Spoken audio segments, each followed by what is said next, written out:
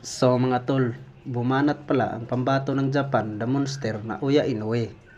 Para sa ating pambato ng angas ng Pinas, Janril Casimiro. Sa paparating na laban ng angas ng Pinas, Janril Casimiro, ngayong buwan ng Oktuber.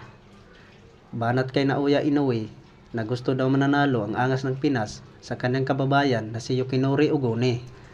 Banat kay na Uya Inoue para daw may pag-asa si angas ng Pinas na makakalaban sila kung sakaling mananalo ang angas ng Pinas kay Yukinori Ogone ngayong buwan ng Oktuber. Ay isusunod ni angas ng Pinas si Luis Neri bago isusunod niya si Naoya Inoue. Hindi lang magkukumpiyansa si Naoya Inoue sa ating angas ng Pinas dahil napakatigas ang panga nito. Bumanat pa ang angas ng Pinas, Janril Casimiro. Inoue, manood ka sa laban ngayong October 12. Kahit sa bakuran mo pa gaganapin. Sa kabilang banda tayo mga tol. So mga tol, kakatapos lang ang laban ng pambato ng Japan, the monster na Naoya Inoue.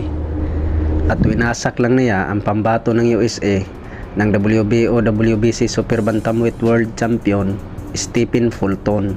Nakuha ang panalo ni Naoya Inoue by round 8 technical knockout.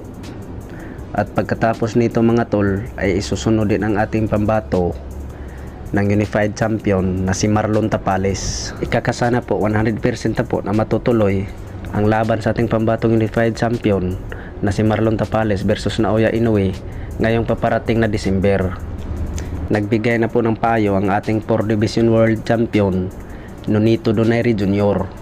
kung paano tatalunin si Naoya Inoue dahil po ang ating pambatong 4 Division World Champion ay nakatikim ng 2 beses sa pambato ng Japan, the monster na Naoya Inoue. Payo sa ating pambatong 4 Division World Champion Nonito Donaire Jr.